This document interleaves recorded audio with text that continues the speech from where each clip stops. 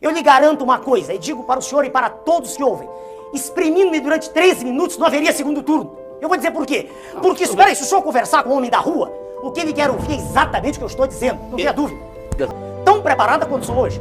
O que é que deveria fazer a imprensa quando vê um médico que trabalhou a vida inteira, que ensinou a vida inteira, que formou jovens, que nunca chegou atrasado ao seu curso, que deu exemplo de cidadania formando pessoas, que se dedicou sempre ao trabalho e não fazendo greves, estudando e trabalhando? Por que a imprensa não foi perguntar para mim o que eu pensava em 89? Fala pessoal, quero deixar essa entrevista aqui com Enéas Carneiro. Eu sei que é um pouco antigo esse vídeo, mas vale a pena ver de novo. O Enéas Carneiro vai para cima da imprensa e desce a lenha sem medo. Até porque naquele tempo a imprensa estava tudo do lado do Lula, tudo apoiando o Lula. E aqui o Enéas Carneiro corajosamente confronta um por um e vejam só as respostas e a intelectualidade, inteligência, como ele é bom com as palavras. Quero deixar esse vídeo aqui para vocês conferir. É como se o Enéas tivesse falado isso ontem e ele tivesse vivo hoje. Acompanhe esse vídeo, deixa o like, curte, comente, compartilha, inscreva-se aqui no canal e vamos conferir a pisa que esses jornalistas vão levar no Roda Viva. Vamos lá para o vídeo. A situação do nosso país é de causar, de trazer lágrimas aos olhos. Qualquer brasileiro sente tristeza de ver o que está acontecendo. O poder aquisitivo foi levado lá embaixo. Qualquer pessoa com o mínimo de lucidez intelectual percebe que o poder aquisitivo caiu fragorosamente desde a primeira etapa do RV, até a última etapa. Quer dizer, claro que como brasileiro eu gostaria que isso desse certo, mas é impossível dar certo. Primeiro que é impossível dar certo... Doutor Enéas, desculpe, mas que evidência o senhor tem que o poder aquisitivo caiu da URV? As notas, o desafio é feito assim como eu fiz o desafio sobre voto. Quando perguntaram sobre quanto eu tenho de voto, eu convidei um senhor jornalista, o senhor Marcelo, do Jornal do Brasil, e disse: o senhor quer ir à rua comigo? O senhor quer escolher a esquina? Como é que o senhor explica, então, que nas pesquisas mais de 70% dos entrevistados apoiam o plano? E até entre os eleitores dos maiores adversários do Fernando Henrique? Fui eu quem mudou o fio. Eu estava falando de mim. Assim como eu tenho a prova hoje de que não é exatamente a realidade, os dois, três não são exatamente a realidade, há um pouco mais, né, isso que apresentam. Assim também eu tenho certeza, o indivíduo apoia porque ele está iludido. Ele olha para a moeda, ele vê uma moeda pequenininha, que não valia nada a pouco, e ele sente: puxa, meu dinheiro está valendo. O senhor mesmo disse, não valia nada a pouco, agora vale. Mas é verdade. Então isso é positivo em si? Sem dúvida, do ponto de vista de máscara. Então o senhor já descobriu alguma coisa de positivo? Mas espera aí, se é positivo enganar o público... Mas isso é enganação? É. O senhor acabou de descrever que o povo agora tem uma moeda a moedinha na mão, escute, eu disse a moeda no sentido do termo macroeconômico, por favor. Eu sei. A moedinha vale. Peraí. Antes não valia? Não valia nada. Porque... Então melhorou. Espere. Mas é falso porque o que é mais importante não é aquele valor dela, nela, íncito a ela, próprio dela. É o poder de troca, é o poder aquisitivo. E ele não existe. Mas isso se mantém.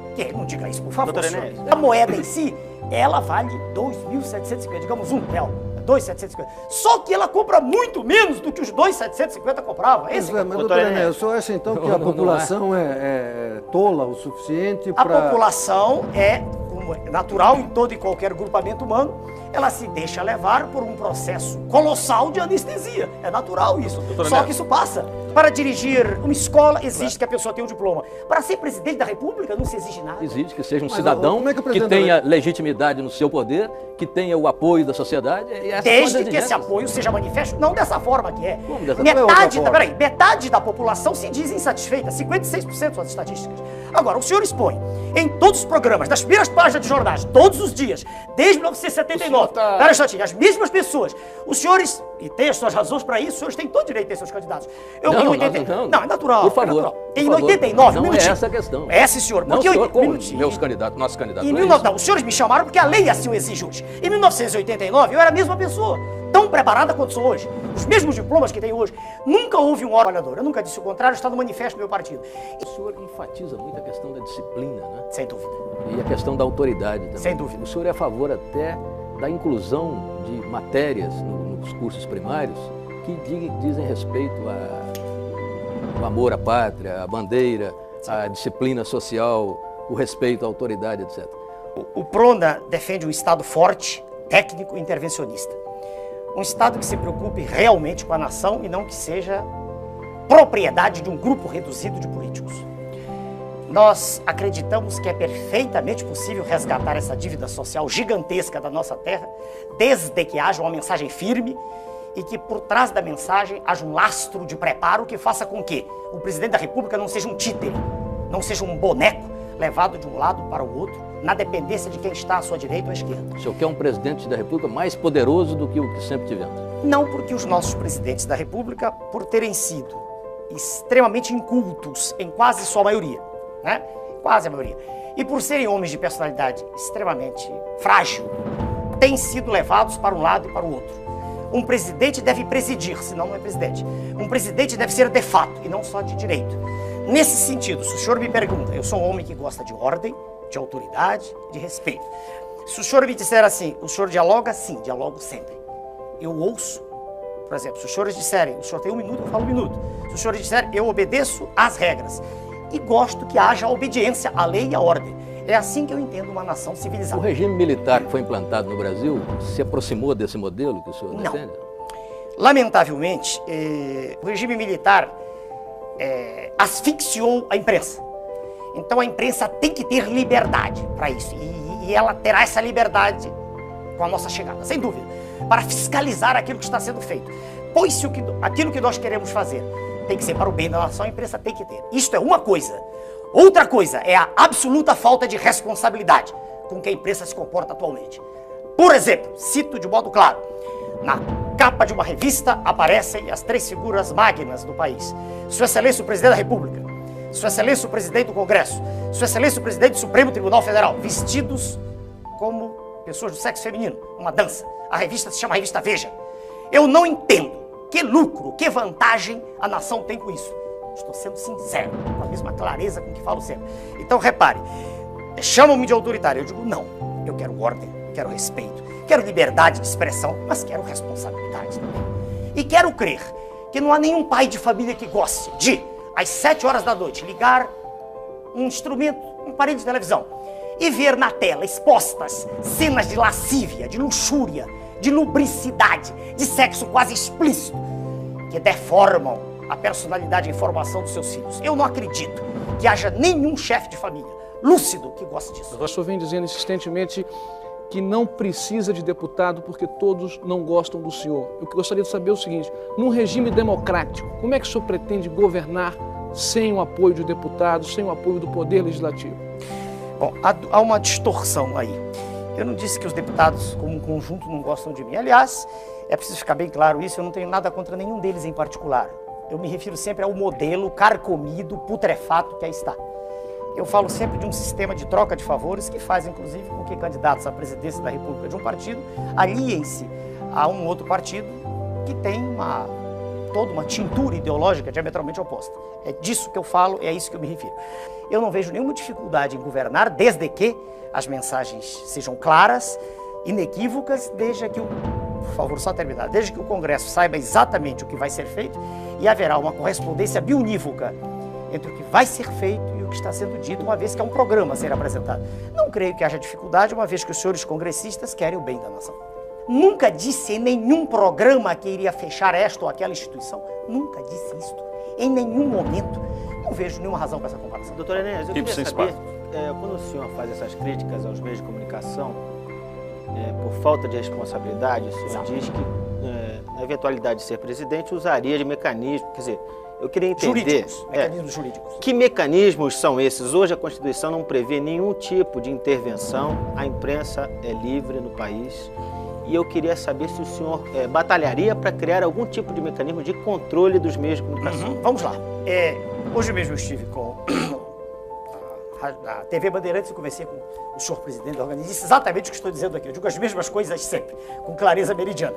Com a clareza do líquor de quem não tem meningite. A mesma coisa sempre. Veja o senhor, existe um estatuto da criança e do adolescente, ao qual não há nenhuma obediência no país. Existem tentativas as mais escabrosas de tirar vantagem do menor abandonado. É uma indústria que aí está estabelecida. Imagine o senhor que, tendo 1 minuto no horário eleitoral gratuito, eu chegue a ser eleito. Imagine o senhor, apenas como exercício de raciocínio. Eu terei mostrado de forma inequívoca a toda a imprensa brasileira que tudo que é transmitido todos os dias não é o que a população quer. Em todas as páginas dos jornais, eles estão repletos de notícias dos candidatos da imprensa. Aqueles que a imprensa prestigia. Que ela diz que tem experiência política. Como se experiência política fosse andar pelas ruas fazendo greves, gritando, ou fazendo comícios. Eu não vejo assim. Eu vejo, senhor, que experiência resulta de aprendizado. de conhecimento do assunto. Por isso eu estou esperando que nós comecemos a falar das questões magnas aqui já. Pois não, assim como eu estive hoje com o presidente, o primeiro de uma rede de comunicação que me convidou para conversar, e só fui porque fui convidado, né? Jamais impus minha presença a lugar nenhum. Estou aqui porque os senhores mandaram um ofício, claro, calcado na lei, né? Mas eu quero crer que, conversando com os diretores, presidentes dos meios de comunicação, como todos são chefes de família, e apenas eles participam do processo, porque quero crer, não há outro jeito, é uma briga por ibope. Quando se ficar claro, quando não houver dúvida, quando for irrefragável a tese que existe comando na nação, e nessa história de faz de conta que aí está, sabe? Perdoe-me, essa bagunça generalizada que hoje é o Estado brasileiro, fraco, incapaz de tomar decisões, mal informado, mal organizado, com uma desordem em todos os níveis. Quando ficar claro que não é mais assim, eu quero crer que não será Doutor difícil. Enéas, eu respondi seu nome do seu telespectador, José Carlos Plácido da Vila Olímpia. Ele quer rapidamente saber do senhor o seguinte: se o senhor não passar para o segundo turno, o senhor aceitaria ser ministro de algum outro governo? Mas é impossível ser ministro de um governo inepto. Veja, o senhor que perguntou o que acontece agora com, não me lembro, o senhor Osíris, o senhor secretário da Receita. Não adianta, imagine o senhor que eu fosse, por hipótese, que aceitasse essa tese. Jamais aceitarei com o modelo que aí está, jamais. Já declarei isso por escrito, em documento que está registrado em Brasília. Não quero ser profissional de política, não gosto disso. Eu quero ser um estadista, quero endireitar, quero fazer com que a nossa nação respire, que a nossa nação possa emergir desse lodaçal em que ela está mergulhada. Como eu poderia aceitar ser ministro se, quando qualquer medida firme fosse ser tomada, imediatamente eu seria obrigado a demitir? Como posso eu aceitar teses de um candidato à presidência da República, que é o representante legítimo das multinacionais do país? Quem é, doutor Enéas? Sua Excelência, o senhor Fernando Henrique, é o representante legítimo das multinacionais do país? Legítimo. É um homem que defende um processo neoliberal que estraçalhou a Argentina e temos outros exemplos muitos. Mas respondendo ao seu telespectador, eu não posso ser ministro. Veja o senhor, se eu quisesse ter qualquer cargo, eu teria sido candidato a deputado federal e sem nenhum convencimento sólido, sem nenhuma bobagem, eu teria tranquilidade de eleição em qualquer estado, qualquer unidade da federação. Ok, Tem um título aqui que eu não vou conseguir localizar aqui, que diz: chegou o neofascista, o novo neofascista. Então, minha pergunta para o senhor é o seguinte: o senhor mudou? O que houve com o senhor? Quer dizer, anteriormente o senhor passava uma impressão mais simpática e agora está uma coisa mais dura, falando mais. Eu sempre falei durante os 15 segundos com o mesmo tom enérgico que eu falo agora. Isso é da minha personalidade. Eu não sou de minhas palavras. Eu tenho clareza no que penso e no que digo. Não tenho dissociação cérebro-língua, nem nenhuma dificuldade de articular o meu pensamento. Aprendi a falar e escrever corretamente. Naquela época eu tinha um tempo pequeno, então grande parte das pessoas, incluídos jornalistas também, não conseguiam entender o que eu dizia. E achavam engraçada a frase final do nome Enéas. Muitos achavam que eu estava brincando, querendo ser deputado mais à frente, ou um cargo. Surpreendi todos quando eu fui candidato a nada. Eu não quero, não preciso disso. Sou médico, sou professor de cardiologia, tenho do que viver. Eu não fiquei mais duro. A conversa agora está sendo mais demorada. É possível agora o senhor acompanhar com mais tranquilidade, e todos que me ouvem, não só agora a forma, mas o fundo, o conteúdo do que está sendo dito. Eu falei em fevereiro de 1991, não sei se o senhor assistiu ao pronunciamento, uma hora inteira em cadeia nacional, e disse coisas extremamente duras. Eu fui o primeiro presidente de partido político que teve coragem de pedir a sua excelência, o presidente Collor, que renunciasse naquela ocasião, pela desgraça a que ele estava lançando a nação. Em que? A que ele estava lançando. O senhor votou nele no segundo turno? Não, eu anulei meu voto, por favor. Por favor, não acredito nesses senhores que estão. Então, veja bem, naquela ocasião eu falei uma hora inteira. O senhor anulou o voto? Anulei com tranquilidade, mas por que não? A Constituição me permite. Se eu não acredito em A, B, C e D, por que eu tenho que votar em algum deles? Por que eu tenho que dizer... Em branco? Não, em branco eu sei que há processos de fraude, todo mundo sabe disso. Isso é notório no país. E o voto em branco permite que aqui ou acolá, no meio do trajeto, alguém põe, eu anulo o voto, por que não? É a maneira mais clara, mais categórica, mais peremptória de eu dizer que não acredito naquilo. Eu não gosto do processo. Senão pertenceria a ele tranquilo, estaria a palavra que os senhores usam. Processo, exatamente o que é processo? É essa imundícia em que se transformou o quadro político brasileiro. É essa situação de vergonha que cada brasileiro tem quando chega no exterior. Eu estou falando de quem pode ir ao exterior, porque pobre não sai nem do bairro onde mora, não consegue nem pagar a passagem. Essa situação de mentira que é lançada nas telas da televisão e nos jornais todos os dias. E vou dar exemplos para os senhores, vamos falar de coisas concretas. Eu não gosto dessa maneira como um candidato a presidente da República se curva.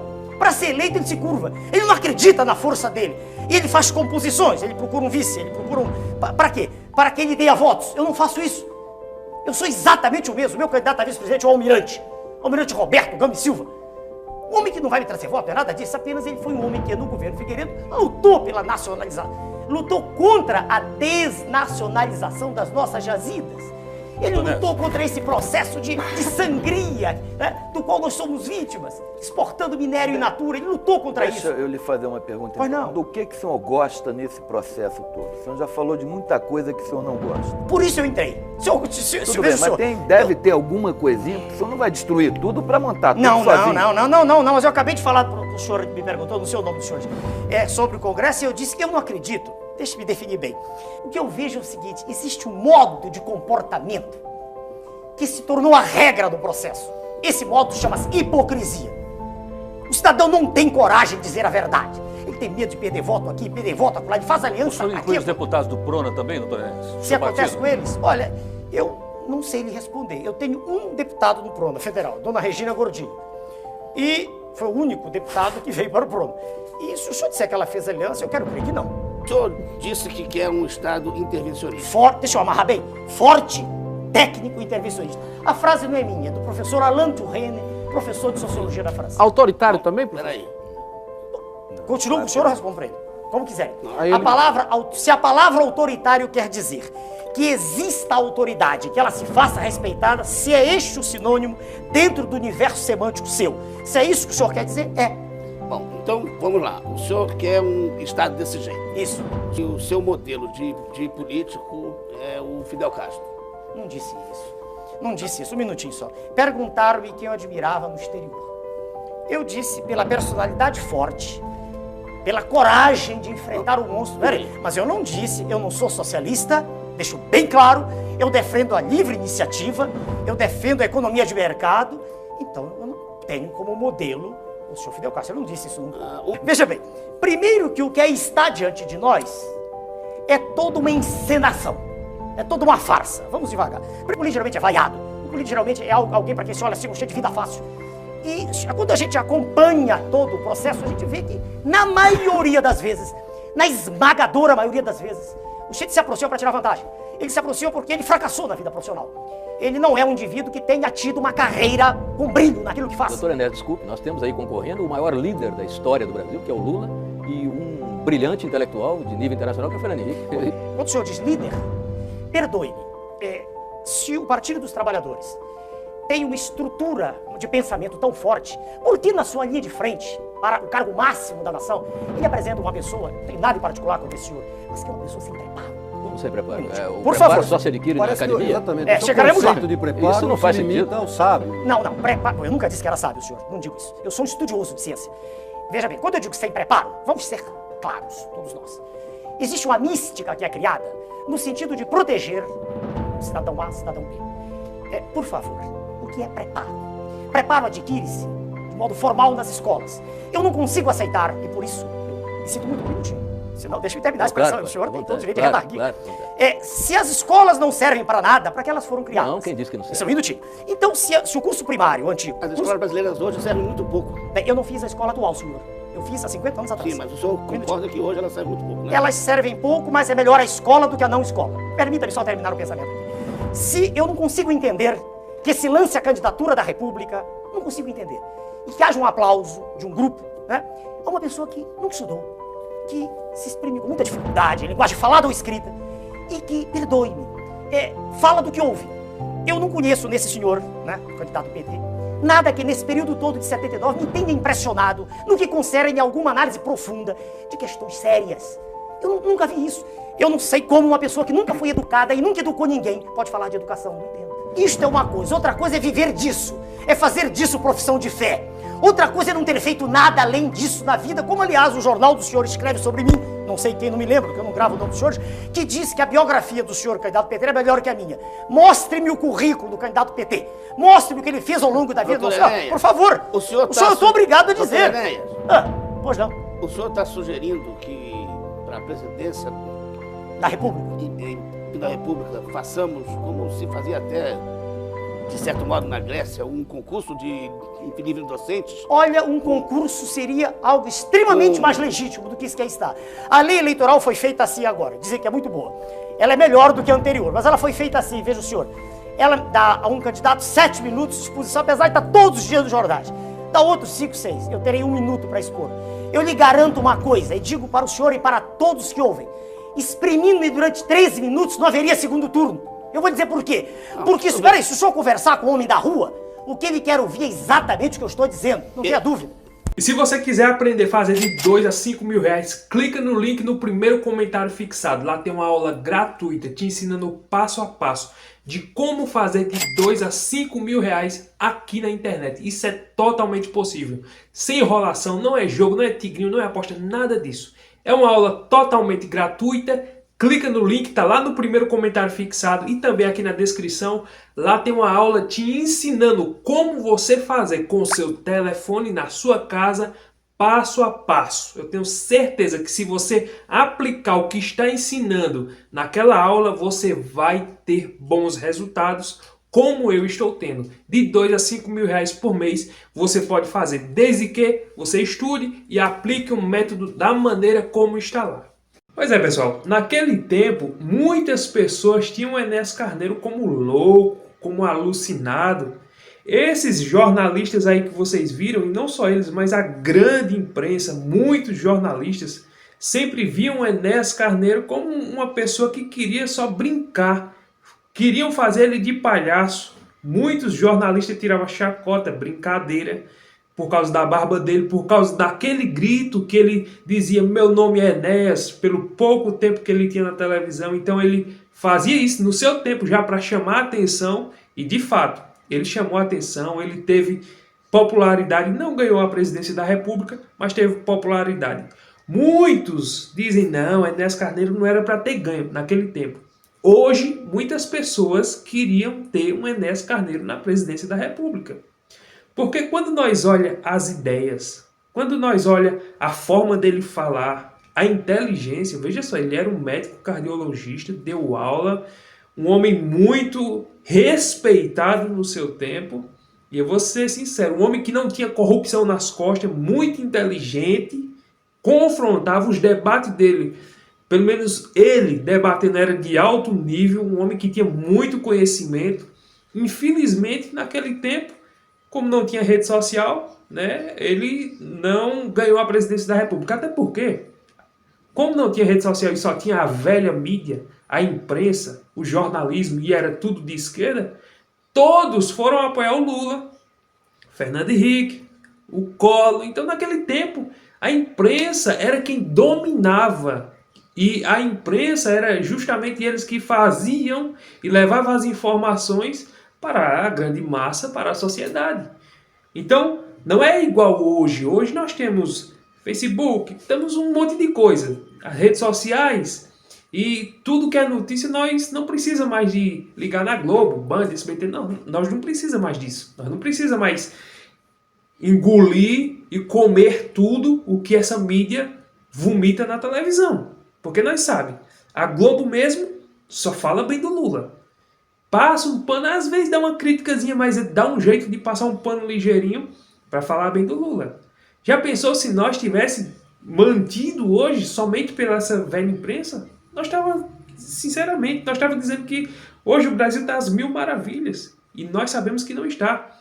Mas como nós temos as redes sociais, não precisamos e não devemos e não queremos ser manipulado por essa imprensa esquerdista, por essa imprensa socialista que vê a corrupção, mas dá um jeito de passar o pano. Veja só, o Mitre, né, que é um jornalista que está até hoje na Band, mas veja o Mitre, como ele defendia o Lula. Como o Enéas falando ali do seu currículo, do seu estudo, sabe?